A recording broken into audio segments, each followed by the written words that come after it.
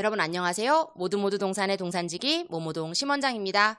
2023년도 컴퓨터 시험 대비하기 실기 45문항 눈으로 문제 풀기 지금 바로 시작합니다. 1번 노인의 영양 상태를 관찰하는 이유로 가장 옳은 것은 1. 질병의 진단을 돕기 위함이다. 2. 좋아하는 음식을 제공하기 위함이다. 3. 건강 위험 요인을 파악하기 위함이다. 4. 대상자의 요구를 파악하기 위함이다. 5. 식사 방법을 알기 위함이다. 자, 정답은요. 네, 노인의 영양 상태를 관찰하는 이유로 뭐가 가장 옳은 걸까? 건강 요인, 건강에 위험되는 요인을 파악하기 위해서구나 라는 것들 여러분들 기억하시고요. 우리가 질병을 진단한다거나 이런 건 아니죠. 좋아하는 음식만으로 영양 상태를 관찰할 수는 없겠죠. 대상자의 요구를 파악하는 것도 다소 틀린 말은 아닙니다만은 또 식사 방법을 아는 것도 영양 상태 관찰에 도움이 될 수도 있지만 여기서 가장 옳은 방법은 3번이 되겠습니다. 여러분들 표준교재 223쪽 한번 참고해 보시면은 조금 더 쉽게 문제에 접근하실 수가 있겠어요. 자, 2번 대상자의 식사 시간에 관찰할 내용으로 옳은 것은 1. 운동과 활동에 대한 정보 2. 연하곤란의 여부 3. 대상자의 질병 여부 4. 여가 활동 정보 5. 약 복용에 관한 정보 대상자 식사 시간에 관찰할 내용으로 옳은 것을 찾고 있었습니다. 정답은요. 모든 것에 대한 정보가 다 있으면 좋지만 우리가 식사 시간에 주로 알아야 할, 관찰해야 할 내용은요. 네, 연하곤란의 여부죠. 어떻게 식사를 드시는데 불편함이 없는지 등을 살펴보셔야 우리 대상자가 불편함 없이 드시고 계시는가, 혹시 그것 때문에 먹지를 못하는 거는 없는가, 밑에 침을 삼키는 것은 문제가 없는가, 물은 잘 넘어가는가, 그런 부분을 관찰해 주셔야겠죠. 그래서 정답은 2번이 되겠습니다. 3번입니다. 편마비가 있는 대상자의 식사 돕기 중에 유의해야 할 사항은 1. 한 손을 받쳐서 대상자 입 가까이 가져갈 때 마비가 있는 쪽에서부터 넣어준다. 2. 국물이 있는 음식은 될 수 있으면 금지한다. 3. 마비가 있는 쪽을 밑으로 하여 약간 옆으로 누운 자세를 취한다. 4. 상처 예방을 위해 빨대 사용은 금지한다. 5. 음식을 삼키기 힘들어하는지 관찰한다. 자, 정답은요? 네, 정답은 5번이에요. 혹시 삼키기 힘들어하는 음식이 있는지를 관찰하는 것이 중요하겠어요. 편마비 대상자의 식사 돕기 어떻게 도와야 되나?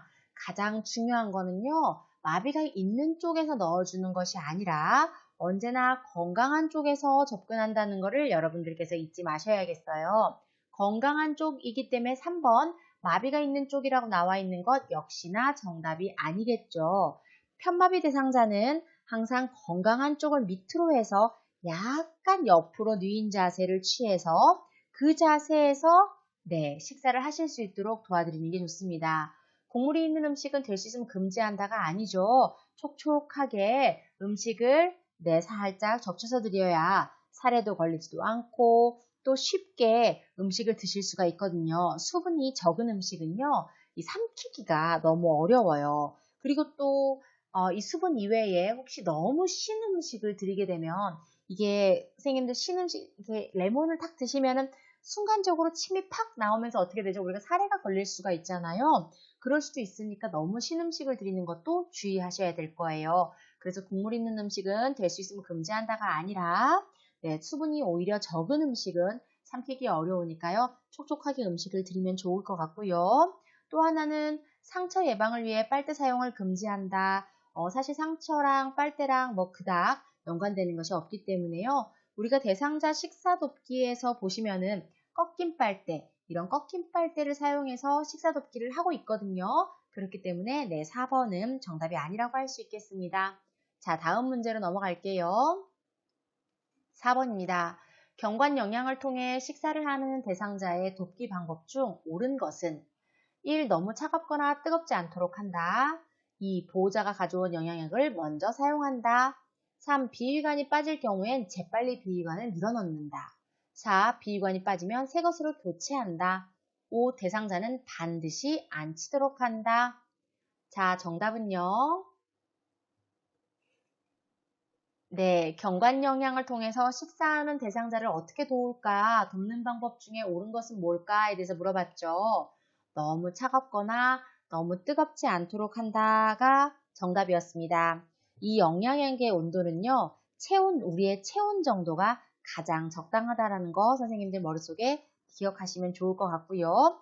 가급적 1분에 한 50ml 이상은 주입하지 않는 것이 좋습니다. 자, 보호자가 가져온 영양액을 먼저 사용하는 게 아니라 처방된 것을 먼저 사용하는 게 맞고요. 비위관이 빠질 경우 밀어넣는다. 우리가 건드리는 거 아니죠. 그쵸? 역시나 새 것으로 교체하는 것도 우리가 하는 일이 아닙니다. 대상자는 반드시, 아니죠. 뭐든지 반드시, 무조건 이런 얘기가 나오면 정답이랑 멀어진다고 보시면 돼요. 침상머리를 올린다는 정답이라고 볼 수 있겠습니다. 그래서 우리 4번의 질문의 정답은 1번. 너무 차갑거나 뜨겁지 않도록 한다. 우리 체온 정도가 적당하다라고 기억하시면 좋겠습니다.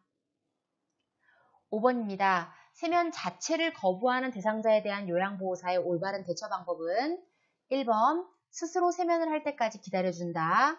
2번 건강에 문제가 되지 않는 한 원하는 대로 하도록 한다. 3번 따뜻한 물수건으로 닦아주는 등 거부감이 없는 방법을 강구한다. 4번 세면을 하면 원하는 것을 주겠다고 협상한다.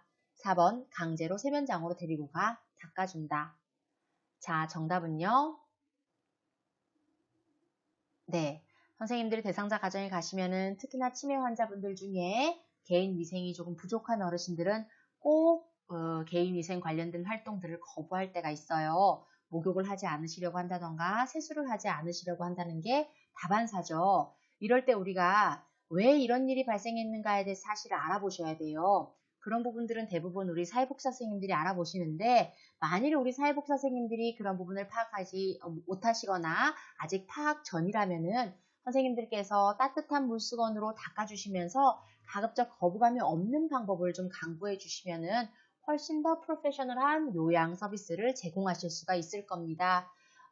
보통 세면을 거부하시거나 이 목욕을 거부하시는 대상자는요, 그 전에 보호자분들이라든지 그 전 서비스에서 강제로 닦았던 경험이 있는 경우 혹은 강제로 의상을 벗겼던 경험이 있는 경우 하지 않으시려고 하는 경우가 있기 때문에요. 그럴 때는 가급적 대상자가 원하시는 방안대로 해주시되 거부감이 없는 방안을 강구하시는 게 좋습니다.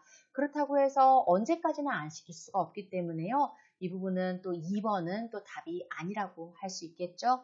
자, 그래서 정답은 3번이 바람직하다고 할 수 있겠습니다. 자, 6번. 주사를 맞고 있는 대상자를 도울 때 요양보호사의 역할로 가장 적절한 것은 1. 이상 증상이 나타나면 주사를 빼야 한다. 2. 수액병은 대상자의 심장보다 높게 유지한다. 3. 주사 부위가 붉어지면 찬물 주머니를 대어준다. 4. 주사 부위가 부어오르면 조절기를 잠그고 바늘을 뺀다. 5. 약물 주입 속도를 조절한다. 주사를 맞고 있는 대상자를 도울 때 우리가 어떻게 하면 가장 좋을까? 네, 궁금하시죠? 정답은요? 네, 정답은 2번입니다. 수액병은 대상자의 심장보다 높게 위치하게 하는 게 우리의 역할이죠. 다른 것들을 한번 볼게요. 우리가 주사를 건드리거나 주사의 양을 조절하거나 하는 역할을 하지 않습니다. 왜냐하면 우리는 의료인이 아니기 때문에 그렇죠. 그러니까 주사를 뺀다던가 혹은 바늘을 뺀다던가 동일한 얘기죠. 혹은 약물 속도를 조절하는 거 우리가 하는 역할이 아니죠. 주사 부위가 붉어지면 찬물 주머니를 대어준다기보다 시설장이나 관리 책임자 혹은 RN 간호사 선생님한테 이야기하셔가지고 적절한 대안을 강구하셔야 되겠습니다. 그래서 정답은 2번. 우리가 해드릴 수 있는 역할은 수액병을 심장보다 높게 유지한다가 정답이 되겠죠. 자, 7번으로 넘어가 보겠습니다. 배설 돕기를 할 때 안전한 환경 조성을 위해 필요한 것은 1. 물건에 걸려 넘어지지 않도록 한다. 2. 마비된 손 쪽에 손잡이를 설치하여 낙상을 예방하도록 한다. 3. 어지간하면 화장실 가는 것은 금하고 침상 배설을 하게 한다. 4. 화장실의 바닥에 물을 뿌려두도록 한다. 5. 밤에는 기저귀를 착용하도록 한다. 자, 안전한 환경 돕기를 위해서 필요한 것은 정답은요. 네, 1번이죠. 물건에 걸려 넘어지지 않도록 주변 환경을 깔끔하게 정리해 드리는 게 좋겠죠.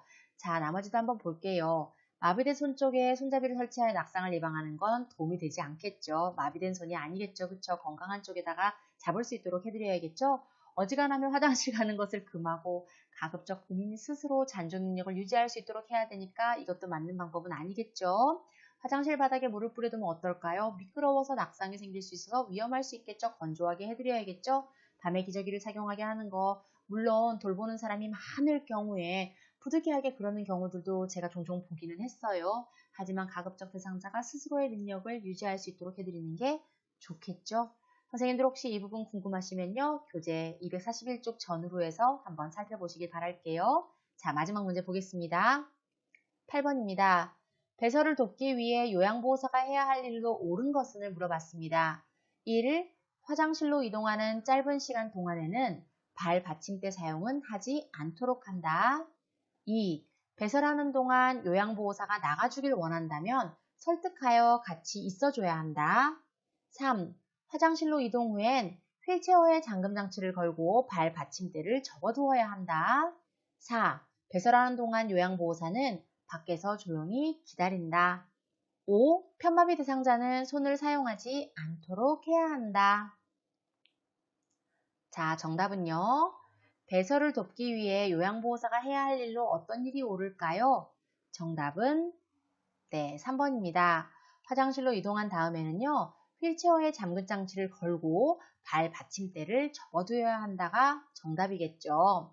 짧은 시간이라도 발 받침대 사용을 할 수 있도록 도와드리고 그리고 만일 요양보호사를 나가주기를 원한다면요. 무조건 있는 게 아니라 대상자를 존중해 줄 필요가 있겠죠. 배설하는 동안 요양보호사는 밖에서 조용히 기다린다. 이것도 하나의 방법일 수는 있지만 보통은 배설할 때 지켜봐 드리기도 합니다. 편마비 대상자는 손을 사용하지 않도록 하는 게 아니라요. 사용할 수 있는 손은 사용할 수 있도록 도와드리는 게 좋겠죠. 선생님들 책 145쪽에 보시면요. 이 배설에 대한 이야기가 굉장히 많이 나와요. 우리가 식사 도움만큼이나 우리 인간에게 중요한 것은 배설입니다. 그렇기 때문에 이 배설적인 부분에 있어서 선생님들이 굉장히 많은 시간을 아마 학원에서도 배우셨을 거예요. 배설물 상태 보고라든지 배설할 때 우리가 옆에 있는다든지 그렇지만은 프라이버시 보호를 위해서 커튼이나 스크린을 사용한다든지 이런 얘기 많이 들어보셨을 거예요. 대상자가 불편하지 않으시도록 옆에서 도와드리는 게 가장 중요하다는 거 꼭 기억하시기 바랍니다. 그래서 우리가 해야 할 일로 가장 옳은 것은 언제나 비슷한 정답들이 여러분들을 헷갈리게 하고 있어요. 그 중에서 가장 옳은 정답을 체크하시면 되겠습니다. 자, 그래서 여러분 오늘도 공부하시느라 수고하셨고요. 지금 우리 8번 문제도 그렇고 우리 앞쪽에 나왔던 이 5번 문제도 그렇고 사실상 5번 문제나 8번 문제 모두 다 조금 이것도 맞을 것 같고 저것도 맞을 것 같은 그런 문제들이죠. 그럴 때는 선생님 언제나 우리 표준 교재를 확인하시고요. 교재에 나온 그 제안 그대로를 답으로 설정하시는 게 가장 바람직하다라고 안내 드릴 수 있겠습니다. 자, 이해하시겠죠? 책 혹시나 아까 전에 궁금하신 거 다시 한 번 더 특히나 중요하다고 말씀드렸던 배설 부분 우리 조용히 기다리는 것이 아니라 대상자에게 중간중간 말을 해서 대상자의 상태를 확인하면서 기다리는 것들이 있으니까요. 이런 부분 헷갈려 하지 마시고 꼭 한 번 더 교재를 보시면서 헷갈린 부분들 짚고 넘어가시기 바랍니다. 9번입니다. 대상자의 머리가 엉켰을 경우 손질하는 방법으로 옳은 것은 1. 한 손으로 머리를 잡고 모발 끝쪽에서 두피 부분으로 빗어준다. 2. 물을 적신 후에 손질한다. 3. 헤어젤을 바른 다음 빗는다.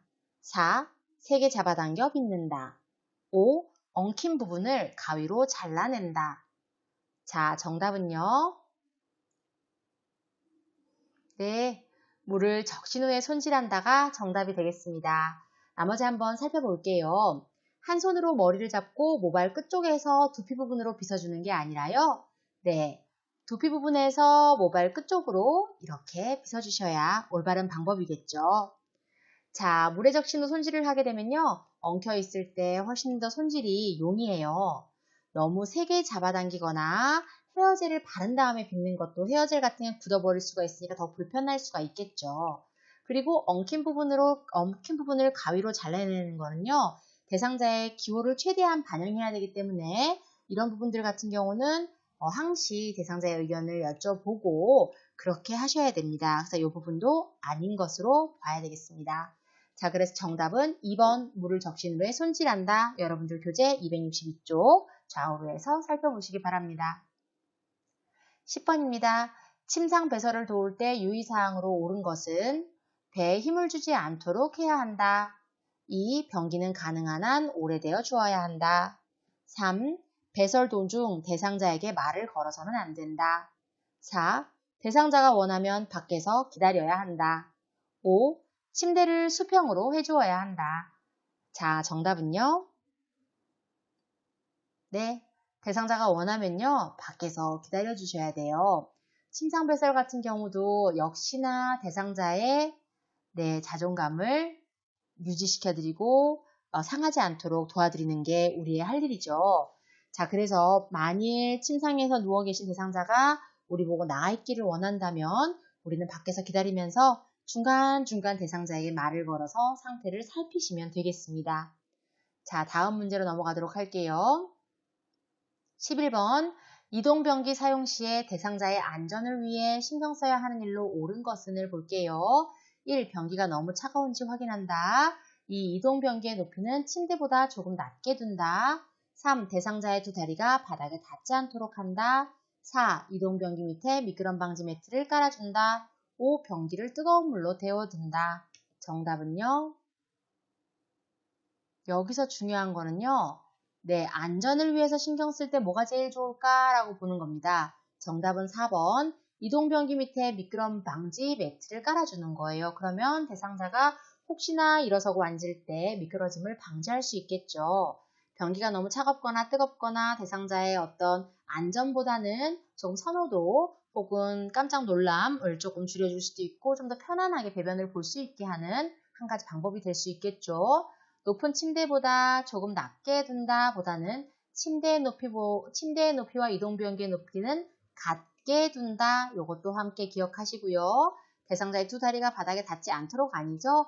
바닥에 두 다리가 닿아서 안정된 자세에서 배설을 볼 수 있도록 해야 됩니다. 그렇기 때문에 11번에서 정답은 4번이 되겠습니다. 12번 유치도뇨관을 강제로 빼면 안 되는 이유로 옳은 것은 1. 유치도뇨관이 상하기 때문 2. 유치도뇨관은 강제로 빼도 나오지 않기 때문 3. 유치도뇨관이 늘어나면서 감염의 우려가 있기 때문 4. 유치도뇨관이 끊어질 수 있기 때문 5. 요도 점막에 손상을 입히기 때문 정답은요? 유치도뇨관을 강제로 빼면 안 되는 이유가 뭘까요? 자, 정답은 5번입니다. 요도 점막에 혹여나 우리가 강제로 빼면서 손상을 입게 할 수 있기 때문입니다. 유치도뇨관이 상하거나 강제로 빼면 당연히 나오니까 아니고요. 그게 늘어나서 감염의 위험이 있다거나 끊어지는 것 때문에 걱정을 하는 게 아니라 이런 것들을 강제로 빼게 됨으로 인해서 실제 대상자의 요도 점막에 손상을 입힐까봐 란다는 점 여러분들이 함께 꼭 기억하시기 바랍니다. 13번입니다. 의치를 닦을 때의 방법으로 옳은 것은 의치를 닦을 때 방법입니다. 1. 얼음물로 닦아야 한다. 2. 표백제로 닦아야 한다. 3. 뜨거운 물로 닦아야 한다. 4. 미온수로 닦아야 한다. 5. 알코올로 닦아야 한다. 정답은요? 네, 의치는 미온수로 닦습니다. 우리가 뜨거운 물로 뭔가를 씻어내면 표백이 되는 것 같고 세균이 다 사라지는 것 같고 해서 기분이 너무 좋잖아요. 그런데 그렇게 할 경우 우리 의치는 상할 수가 있어요. 그렇기 때문에 세정제를 사용해서 치약이 아니죠. 세정제를 사용해서 미온수로 닦아내 주시는 게 가장 좋습니다. 자, 의치를 관리하는 방법으로 옳은 것은 앞 문제와 비슷한 문제죠. 1번, 하루에 1회 뜨거운 물에 소독한다. 2. 보관 시에는 손수건에 싸서 보관한다. 3. 소독할 때는 표백제에 담가야 한다. 4. 자기 전에는 의치를 빼서 보관한다. 5. 물기가 없는 용기에 보관한다. 자, 의치를 관리하는 방법으로 옳은 것은을 물어봤습니다. 자, 정답은요? 네, 정답은 4번입니다. 자기 전에 의치를 빼서 보관해 둬야 되겠죠? 계속 착용하고 있는 게 아니에요. 자, 한번 볼게요. 나머지도. 하루에 한 번 뜨거운 물? 뜨거운 물이 아니죠? 네, 미온수에 소독하는 거죠? 보관 시에 손수건을 싸나요? 건조한 곳에 이렇게 두는 것이 아니라 뚜껑이 있고 물이 담긴 용기. 그럼 우리가 예시로 보통 그림이 이렇게 있고요. 그림에 뚜껑이 있고 물이 이렇게 담겨서 여기에 틀니를 보관하는 그런 형식의 그림이 나오겠죠. 소독할 때는 표백제에 담가야 합니까? 표백제가 아니죠. 세정제에 담급니다.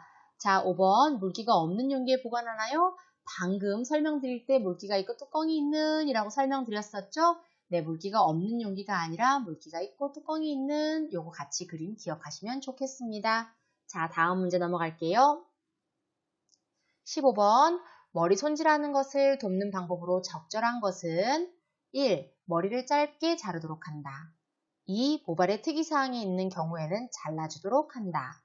3. 두피에 문제가 발견될 시에는 소독하고 연고를 발라주도록 한다. 4. 머리 손질 시에 거울을 통해 확인할 수 있게 한다. 5. 모발 끝쪽에서 두피 쪽으로 빗는다. 우리 앞에서 봤던 문제와 비슷한 문제입니다. 한 번 더 기억하시면서 정답은요? 네, 4번 머리 손질 시에는 거울을 통해서 확인할 수 있도록 하는 거예요. 대상자가 본인들의 얼굴을 보면서 본인들의 기호에 맞게 머리가 잘 되었나를 확인할 수 있도록 도와드리는 거죠. 머리 손질하는 것을 돕는 방법으로 머리를 짧게 자르도록 한다. 이런 거는 우리가 권할 수 있는 게 아니죠. 모발에 특이사항이 있는 경우 잘라주도록 한다. 물론 이렇게 해서 도움이 될 수도 있지만 실제 여기서 머리에 손질하는 것을 돕는 방법으로 적절한 방법은 아니죠. 임의로 자르거나 하시면 안 되겠죠. 두피에 문제가 생길 시 소독하고 연고를 발라주도록 한다. 문제가 만약 발견됐다면 의료진에게 이야기를 해야 되겠죠.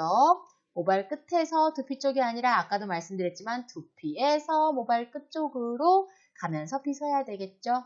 자, 16번으로 넘어갈게요. 감염 예방 방법으로 옳은 것은 1. 가정에서는 의류나 물건을 한꺼번에 세탁한다. 2. 손톱은 적당히 기르는 것이 좋다. 3. 대상자의 신체 분비물을 만진 후 장갑을 착용했더라도 반드시 손을 씻어야 한다. 4. 목욕은 대상자의 체온을 낮추므로 자주 하지는 않는다. 5. 피부가 트거나 갈라지면 세균 번식이 쉬우므로 손을 자주 씻지 않도록 한다. 자, 정답은요? 네, 정답은 3번이에요. 너무나 쉬웠어요.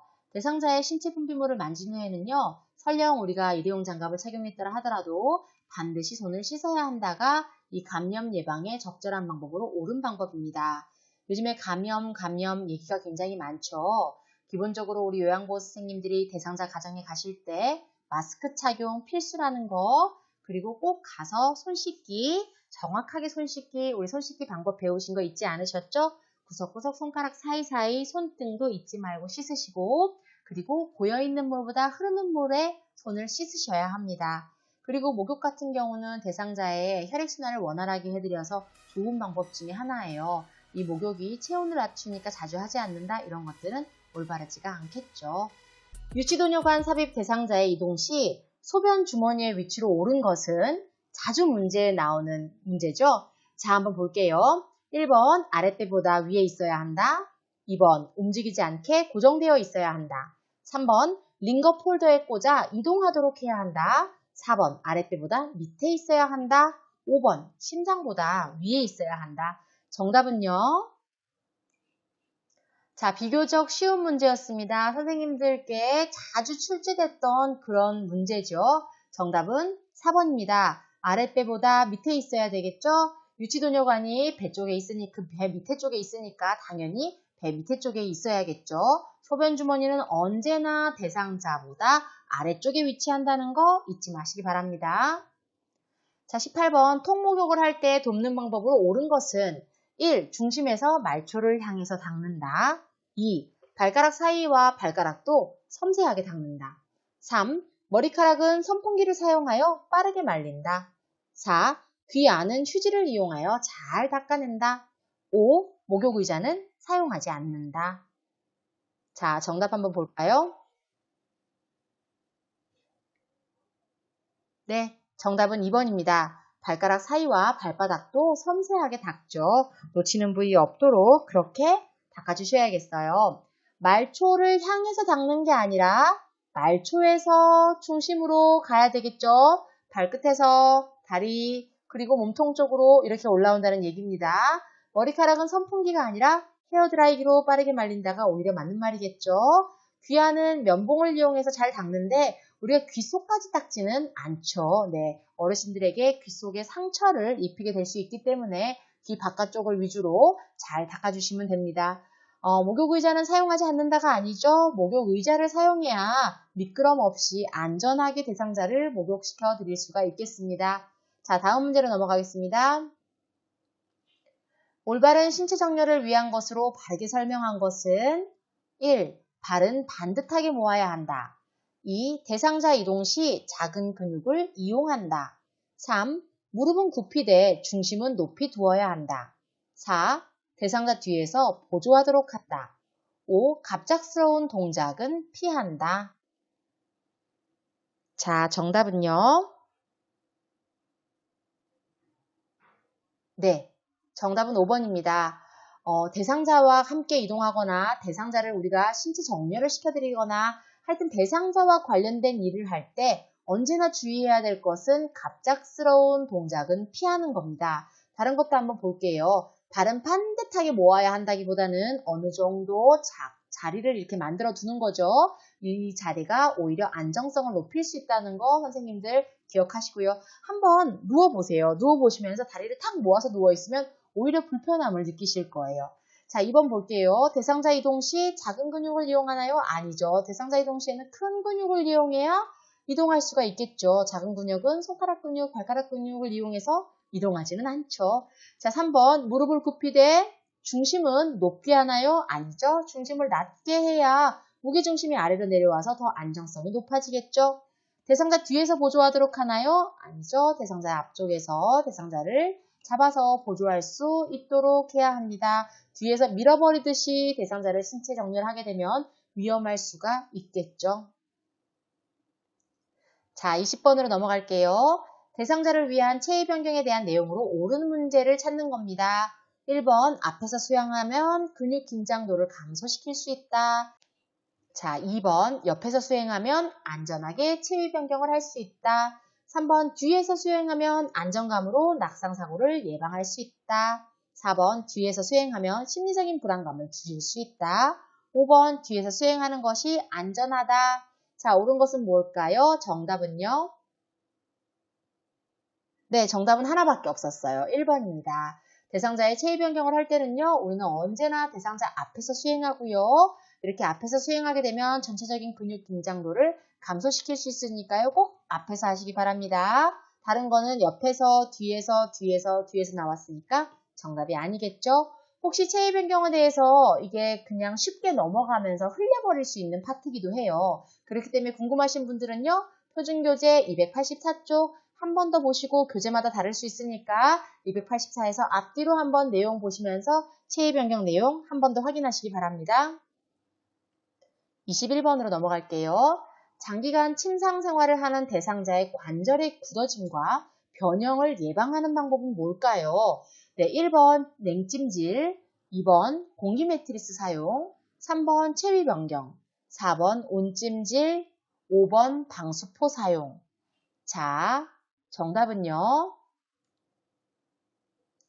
자, 문제는 침상 생활하면서 거의 와상 상태에 있는 대상자에 대한 얘기를 하는 거죠. 관절의 굳어진 변형을 예방하는데 가장 좋은 방법은 체위 변경이 되겠죠. 그래서 제가 아까 전에 말씀드렸던 거 체위 변경에 대해서 꼭 여러분들이 한 번 더 보고 넘어가셔야 된다는 그런 얘기를 한 번 더 강조드리고 싶습니다. 본 문제를 일부러 연속해서 두 가지를 준비해 왔고요. 관절의 굳어짐과 변형을 예방하는 방법으로 옳은 방법은 3번 체위 변경 되겠습니다. 22번 엎드려 있을 때 욕창이 발생하기 쉬운 부위로 맞는 것은 1. 허벅지뼈, 2. 종아리뼈, 3. 엉덩이뼈, 4. 발꿈치뼈, 5. 무릎뼈. 엎드려 있을 때 어느 부위에 가장 욕창이 잘 발생할까요? 정답은요.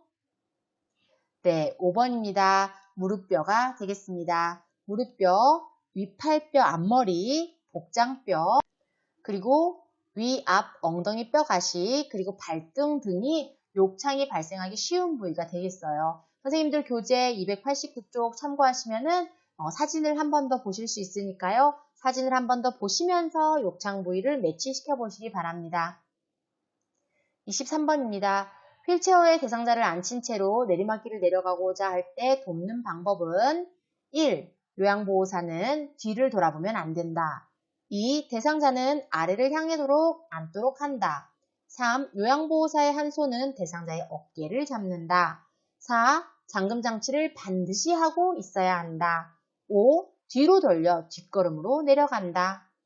자, 휠체어에 대상자를 앉힌 채로 내리막길을 가는 문제입니다. 정답은요? 네, 정답은 너무 쉬웠죠? 뒤로 돌려서 뒷걸음질로 내려간다는 거예요. 내리막길을 갈 때 앞쪽으로 밀고 가지 않죠? 왜냐하면 대상자가 휠체어를 차고 있는 상태에서 여기 앉아 계신 상태에서 내리막길을 내려가게 되면 어떻게 해요? 앞으로 쏠려버릴 수가 있겠죠? 그러니까 대상자는 뒤쪽을 본 상태에서 요양보호사님이 여기 서서 대상자를 천천히 밑으로 모시고 가야겠죠. 그렇기 때문에 내리막길을 갈 때는 뒤로 휠체어를 돌려서 뒤로 돌려서 뒷걸음으로 내려간다가 맞겠습니다. 대상자를 위한 지팡이를 결정할 때 옳은 기준 방법은 무엇일까? 지팡이 결정 방법에 대한 이야기예요. 1번 대상자가 잡기 편하고 미끄러짐 없는 지팡이가 좋다. 2번 팔꿈치의 구부러짐 정도는 약 90도 정도 구부러지는 것이 좋다. 3번 대상자의 선호도만 고려하여 결정한다. 4번 지팡이의 높이는 서 있을 때 허리 정도의 높이가 적당하다. 5번 지팡이를 한 걸음 반 정도 앞을 기준으로 한다. 자, 정답은요. 네, 당연히 대상자가 잡기 편한 게 제일 중요하겠죠? 잡기 편하면서도 역시나 미끄러짐이 없는 지팡이가 좋습니다. 팔꿈치의 구부러짐은 여러분들 혹시 예전 제 영상을 보신 분들 기억하실지 모르겠는데 30도 정도 구부러지는 것이 좋아요. 그리고 대상자의 선호도만 고려해서 결정한다? 아니겠죠. 선호도만 가지고 안정성을 판단할 수는 없겠죠. 지팡이의 높이는 서 있을 때 허리가 아니라 둔부 정도의 높이, 엉덩이 정도의 높이가 가장 적당합니다. 지팡이를 한 걸음 반 정도 앞을 두는 게 아니라 한 걸음 정도 앞을 기준으로 한다는 것도 같이 기억하시기 바랍니다.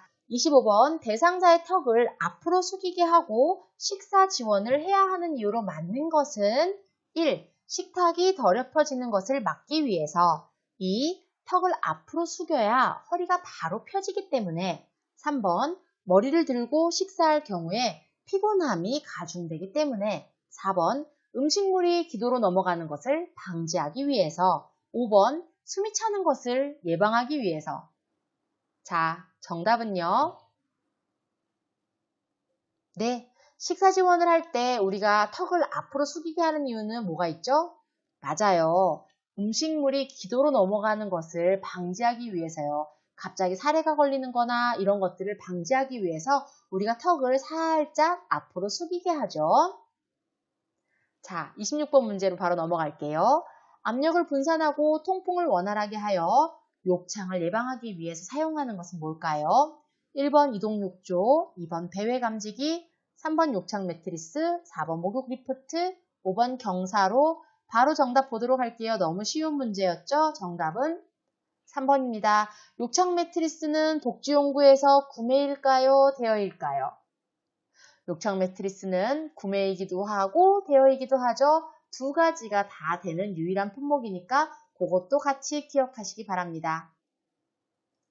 자, 일상생활 지원 서비스로 옳은 것은 27번 문제입니다. 1번 식사도움, 2번 목욕도움, 3번 몸단장하기, 4번 대설도움, 5번 취사. 정답은요?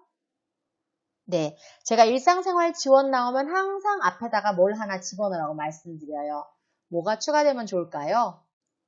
맞습니다. 정답은 5번이고요. 이 일상생활 지원 앞에 항상 가사라는 게 추가가 되면 여러분들이 자칫 다른 서비스와 헷갈림을 좀 방지해 드릴 수가 있죠. 자, 일상생활 지원 서비스 앞에 가사가 들어가면 어떻게 돼요? 가사 및 일상생활 지원으로 외우시면 좀 더 수월하겠죠? 그럼 가사에는 이 취사가 들어가니까 선생님들이 아무래도 문제 풀기가 조금 좋겠죠.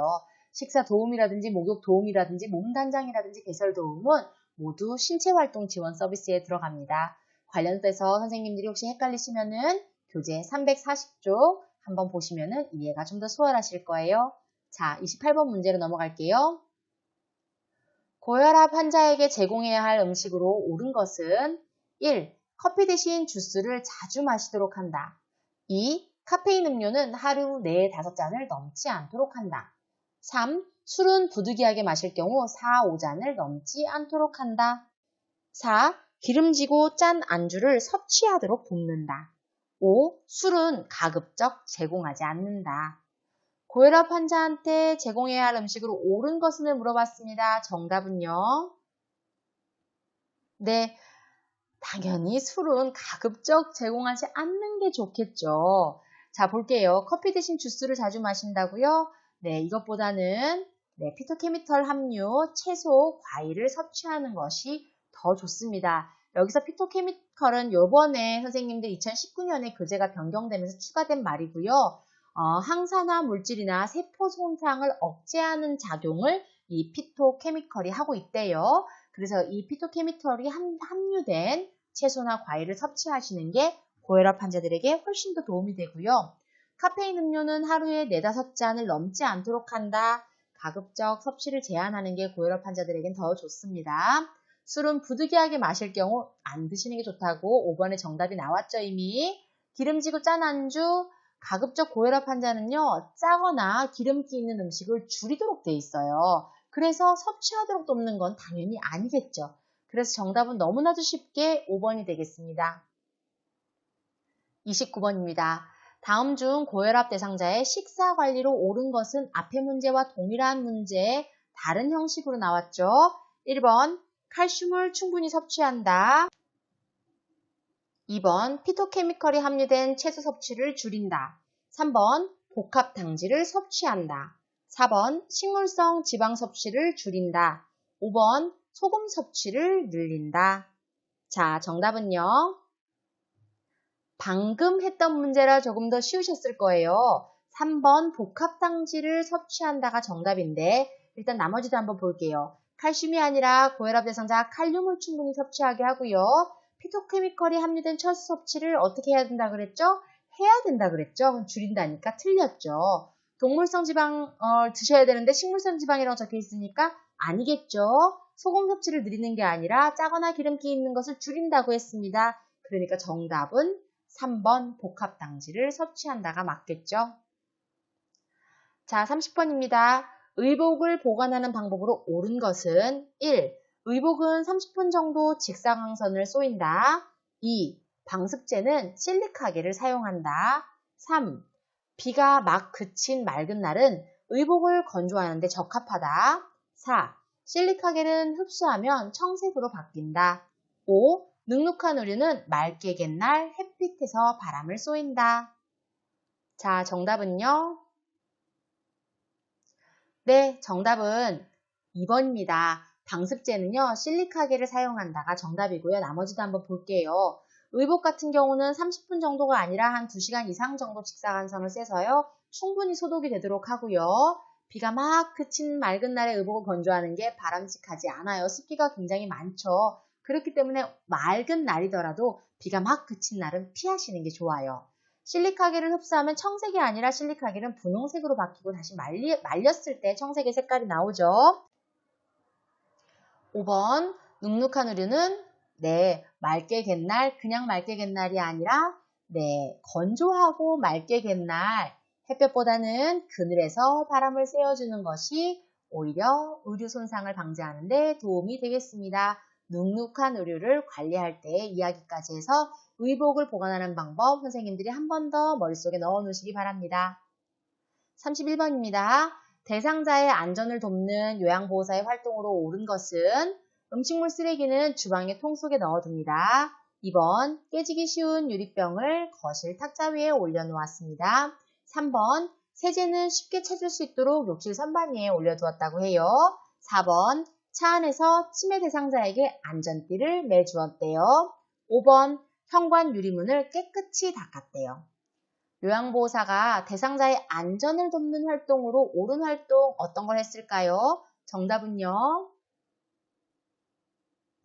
안전 이야기하니까 안전과 관련된 얘기를 했겠죠. 나머지도 물론 틀린 게 아닌 것도 있지만은 4번 볼게요. 차 안에서 치매 대상자에게 안전띠를 메어주는 거 안전과 직결된 이야기니까 정답은 4번이 되겠죠. 깨지기 쉬운 유리병을 거실 탁자 위에 올려두는 거 안전과 반대되는 이야기일 거고 음식물 쓰레기 주방 통 속에 그냥 넣어두는 것보다 치우시는 게 나을 거고 세제는 쉽게 찾을 수 있도록 욕실 선반에 올려두는 거 아니겠죠. 세제 같은 거 마셔버릴 수 있으니까 위험할 수 있어요. 현관 유리문을 깨끗하게 닦았다. 현관 유리문 깨끗하게 닦는 게 나쁜 거는 아닙니다만은 혹시나 대상자가 현관 유리문을 인지 못할 수도 있으니까 뭔가를 부착해 놓는 것도 하나의 방법이 될 수 있겠습니다. 32번 수면 장애가 있는 치매 대상자를 돕는 방법으로 옳은 것은 낮에 꾸벅꾸벅 조는 경우 말을 걸어 자극을 준다. 2번 잠에서 깨어나면 혼자 산책을 하게 한다. 3번 낮에 방 안에서 졸면 편히 자도록 한다. 4번 오후에 커피를 마시게 하여 안정감을 찾도록 한다. 5번 소음을 없애고 실내 온도는 조금 덥게 유지한다. 자, 정답은요. 질문에서 묻고자 하는 거는 치매 대상자를 돕는 방법입니다. 그 중에서도 수면 장애가 있는 대상자를 어떻게 도와야 되는가 하는 방법에 대해서 물어보고 있어요. 가장 적합한 답은 1번이 되겠습니다. 낮에 꾸벅꾸벅 조는 경우 말을 걸어 자극을 준다. 이렇게 되면 대상자가 저녁에 충분하게 주무실 수 있겠죠. 낮에 숙면을 취하게 해버리면은 저녁에 잠을 자지 못해서 함께 사는 분들에게 혹은 함께 거주하는 분들에게 불편감을 줄 수 있어서 주의할 필요가 있겠죠. 잠에서 깨어나면 혹시 혼자 산책을 하려고 하면 하게 하나요? 그렇지는 않죠. 혼자 산책할 경우 위험할 수가 있겠죠. 낮에 방 안에서 졸면 편히 자도록 한다? 1번과 반대되는 말이라서 틀리겠죠. 오후에 커피를 마시게 하나요? 카페인이 섭취된 건 가급적 피하겠죠. 소음을 없애고 실내 온도는 조금 덥게 유지하나요? 저는 조금 따뜻하면 더 잠이 잘 오긴 하던데 어르신들께는 조금 덥게 유지한다는 올바른 수면을 취하는데 좋은 온도가 아닙니다. 적정 온도를 유지한다가 정답이 되겠습니다. 자, 33번 문제 볼게요. 의심, 망상, 환각 증상을 보이는 대상자에게 대처하는 방법으로 옳은 것은 1. 치매 대상자의 감정을 이해하고 수용한다. 2. 잃어버렸다고 하는 물건을 찾는 경우 대상자를 꾸중한다. 3. 대상자가 보고 들은 것에 대해 아니라고 하여 현실을 알려준다. 4. 잃어버렸다고 하는 물건을 발견했을 때는 눈에 잘 보이는 곳에 보관한다. 5. 훈계하고 야단쳐서 행동을 교정한다. 자, 정답은요. 보기 문항 중에 가장 정답다운 아이가 있었습니다. 1번입니다. 치매 대상자의 감정을 이해하고 수용하는 것이 맞겠죠.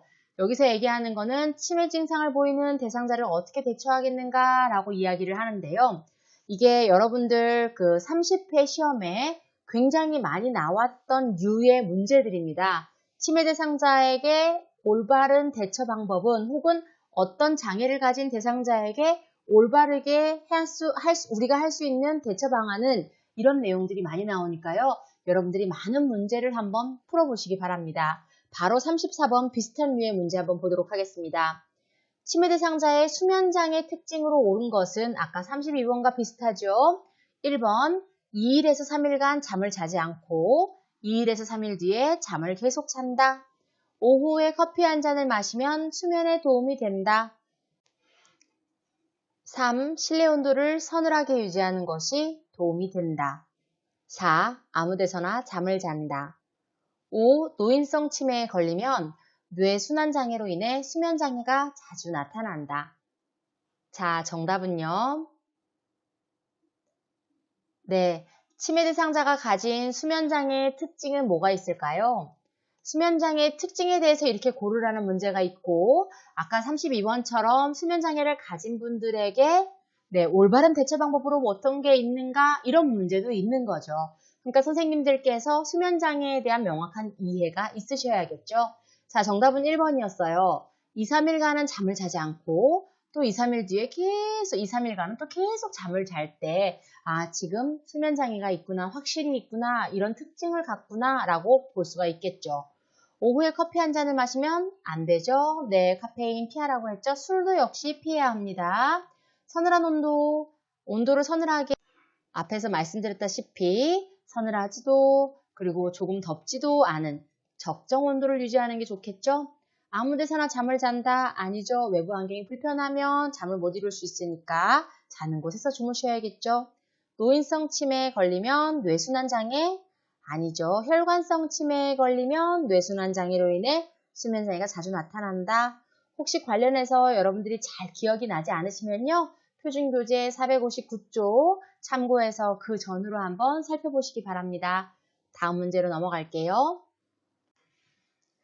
35번 치매 대상자와 대화를 할 때 대상자가 이해할 수 있도록 말하고 있는 것은 1. 내가 왜 도둑이에요? 말씀 조심하세요. 2. 제가 찾아볼 테니 어르신은 가만히 계세요. 3. 물건을 잃어버린 것이 아닙니다. 어르신이 착각하신 거예요. 4. 아니 왜 또 이러세요? 힘들어 죽겠어요.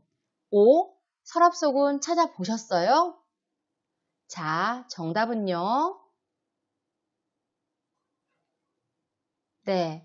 치매 대상자와 대화를 할 때 대상자가 이해할 수 있도록 말하고 있는 것은 그 중에 그나마 5번에 가장 가깝겠죠. 서랍 속은 찾아보셨어요? 어르신 여기는 한번 보시겠어요? 여기 한번 열어보실까요? 저 위에는 혹시 있을까요? 여러 가지 대안을 대상자에게 하나씩 차분하게 한꺼번에 드리는 게 아니라 순서대로 대상자가 열어보실 수 있도록 도와드리는 게 좋겠죠.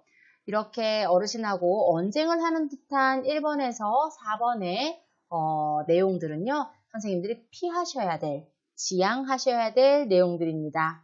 자, 다음으로 넘어갈게요. 36번 치매 초기 대상자에게 볼 수 있는 의사소통으로 옳은 것은 1. 사용하는 어휘의 수가 점차적으로 늘어난다. 2. 과거, 현재, 미래 시제의 올바른 사용이 점차 확대된다. 3번 일관성 및 연결성이 손상되어 자주 확인하고 설명을 요청한다.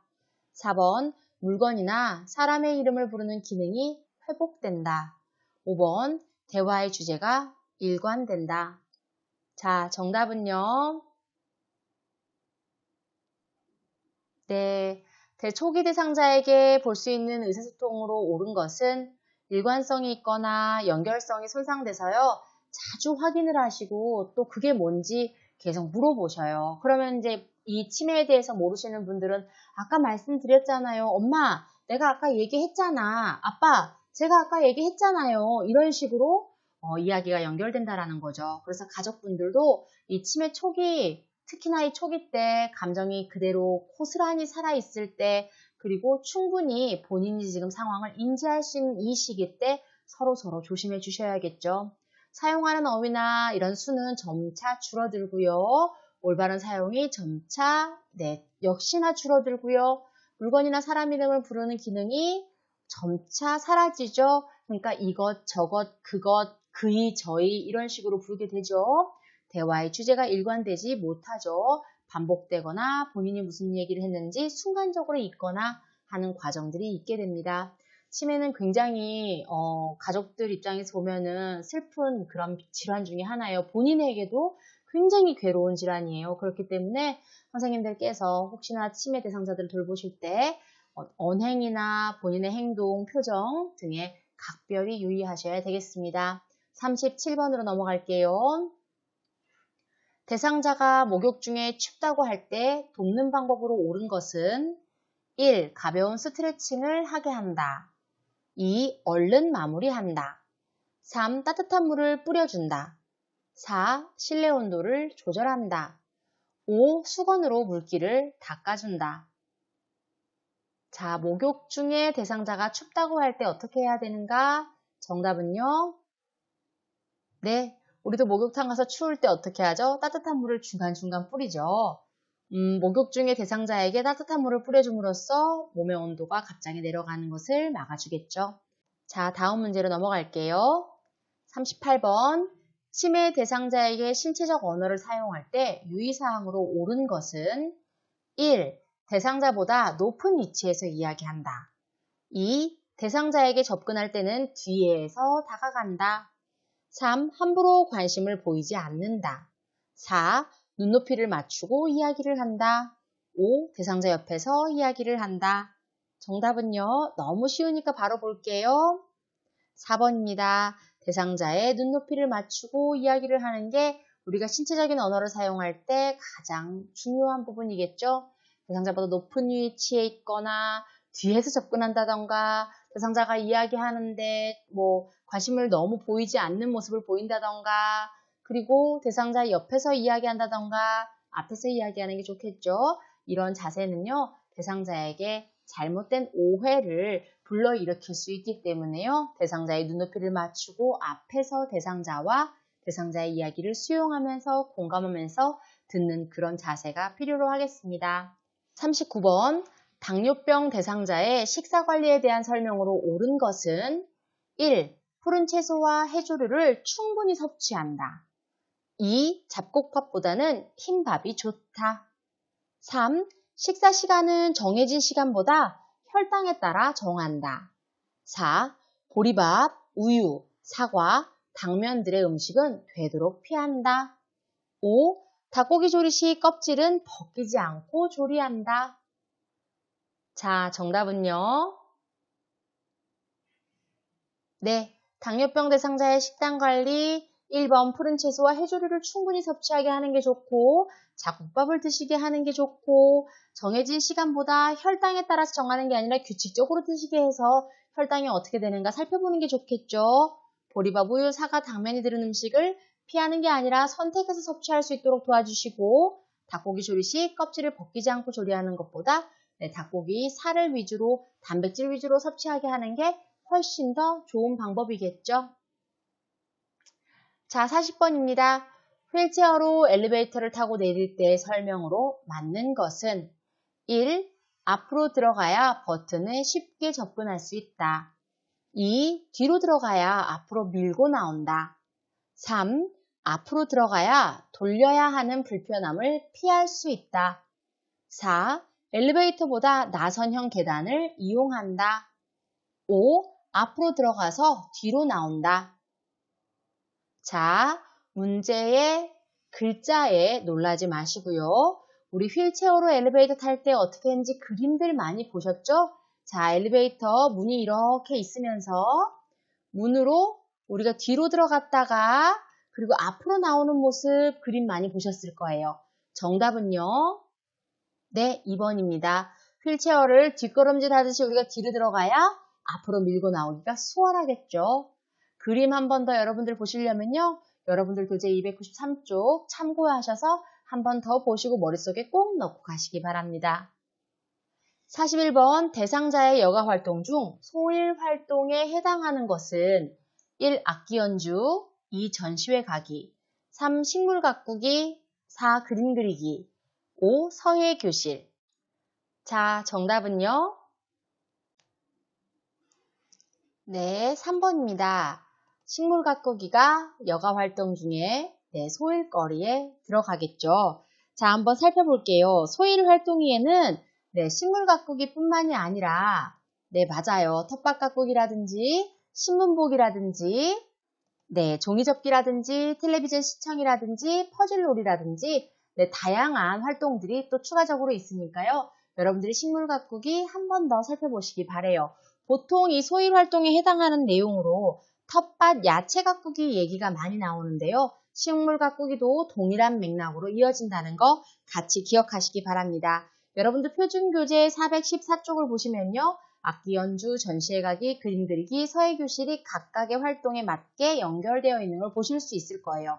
과거에는요, 여러분, 소일 활동에 산책이 들어갔어요. 그렇지만 지금은 산책이 운동 활동에 들어가 있으니까요. 여러분들 혹시나 과거에 2019년 이전에 책을 가지고 계신 분들은 그 부분 헷갈리실 수 있는 부분이니까 따로 X표해 놓으시고 체크하시기 바랍니다. 지금은 소일 활동에 산책이 들어가는 것이 아니라 지금은 운동 활동에 산책이 들어간다라는 거 여러분들이 추가적으로 참고하시기 바래요. 꼭 2019년 표준교재 이후의 책들에서 414쪽 관련해서 한 번 더 살펴보시기를 강조해 드릴게요. 42번 응급처치에 대한 설명으로 옳은 것은 응급 환자에게 완치를 목적으로 하는 치료이다. 생명의 위험을 방지하기 위해 하는 긴급이 필요한 처치이다. 기도 확보, 심장 박동의 회복을 통해 환자를 완치시키는 치료이다. 증상의 회복을 위해서 하는 긴급이 필요한 처치이다. 5. 응급 상황에서 의료 행위를 대신하는 것을 말한다. 자, 정답은요.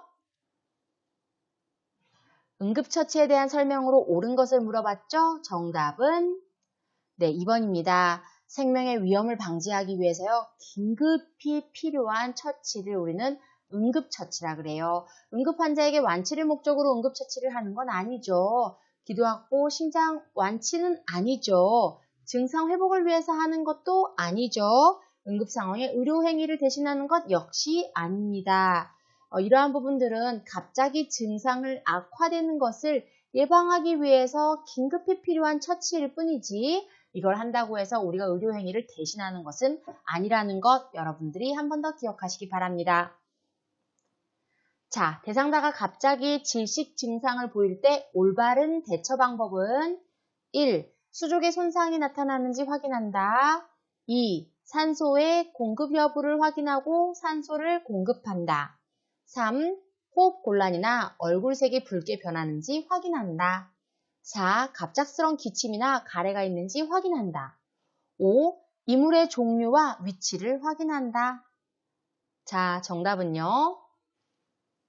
질식 증상을 보일 때 우리가 올바르게 하는 대처 방법은 그렇죠. 어떻게 질식이 되었나 이물의 종류와 위치를 확인하는 게 너무너무 중요하겠죠. 이물의 종류와 위치를 확인하고요. 갑작스러운 기침, 구역질, 호흡곤란, 청색증 이러한 증상들이 있는지 빠르게 관찰하셔야겠죠.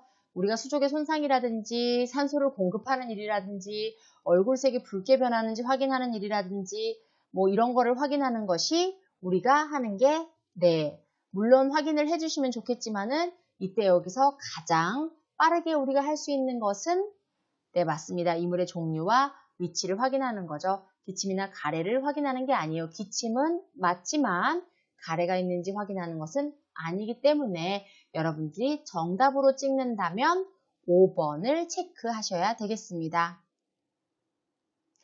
44번 화상을 입은 대상자를 돕는 방법으로 옳은 것은 1. 장신구는 빼지 않고 그냥 둔다. 2. 응급처치로 화상 부위에 간장이나 된장을 바른다. 3. 화상 부위의 통증이 없어질 때까지 15분 이상 즉시 찬물에 담근다. 4. 벗기기 힘든 옷일 때는 잘 대처하여 벗겨낸다. 5. 흐르는 수돗물에 직접 환부를 댄다. 자, 상식적인 선에서 나올 만한 문제입니다. 정답은요. 화상 부위에 통증이 없어질 때까지 15분 이상 찬물에 담궈두는 거 매우 중요하다고 여러 매스미디어에서도 나오고 있어요. 장신구는요, 부종이 나면 빼기 어렵기 때문에요. 미리 빼는 게 좋고요. 응급처치로 화상 부위에 간장이나 된장 바르는 이런 거 하지 마시라고 여러 번 방송에 나오죠. 벗기기 힘든 옷일 때는 잘라내라고 얘기하죠. 억지로 벗겨놨다가 피부가 상할 수 있습니다. 흐르는 수돗물에 혹여나 이게 심하게 화상을 입을 경우 살이 벗겨지거나 위험할 수 있기 때문에요. 찬물에 담그거나 물수건을 사용하는 것이 네, 도움이 되겠습니다. 자, 마지막 문제로 넘어가 볼게요. 인공호흡 시 유의해야 할 점으로 옳은 것은 1. 아래 턱 아래에 연부 조직을 눌러준다. 2. 흉골 하단에 있는 칼돌기를 압박해야 한다. 3번 최대한 많이 호흡량을 불어넣는다. 4번 위가 팽창하지 않도록 주의한다. 5번 턱을 들어 올리기 위해 엄지손가락을 사용한다. 자, 정답은요. 마지막 문제 많이들 맞히셨나요? 4번입니다. 위가 팽창하지 않도록 주의하는 게 필요합니다. 과도한 환기가 발생하지 않도록 주의한다 라고 나올 수도 있어요. 자, 턱 아래 연하부 조직을 눌러줄 경우 기도 폐쇄가 될 수 있기 때문에 위험할 수 있겠죠? 아니죠. 그래서 흉골 하단에 있는 칼돌기를 압박하는 거 아니죠. 흉부를 압박해야 되기 때문에 이것도 아니죠. 최대한 많이 호흡량을 불어넣는다. 가슴 팽창이 확인될 정도를 하는 거지 위가 팽창하는 게 아니죠. 턱을 들어 올리기 위해 엄지손가락을 사용한다. 엄지손가락보다 한 손으로는 이마를 누르고 검지를 사용해서 턱을 들어 올리는 방법을 사용하죠. 인공호흡이 상황에 따라서 우리가 할 수 있을 때가 있고 없을 때가 있기 때문에요. 여러분들이 긴급한 상황에는 119에 전화를 하셔가지고 119 대원들이 하라는 대로 그렇게 하시는 게 가장 바람직하다라고 할 수 있겠습니다. 자, 많이들 헷갈리셨을 수도 있고 어려웠을 수도 있을 만한 문제들이 종종 이번에는 나왔었어요. 긴장하시고 마지막까지 긴장의 끈을 놓지 마시고 시험에 임해주시기 바랍니다. 여러분 오늘도 공부하시느라 너무너무 수고하셨고요. 영상 끝까지 봐주셔서 감사합니다. 다가오는 시험에서도 합격의 영광 얻으시기 바랍니다. 지금까지 여러분들의 합격을 기원하며 모모동의 심원장이었습니다. 감사합니다.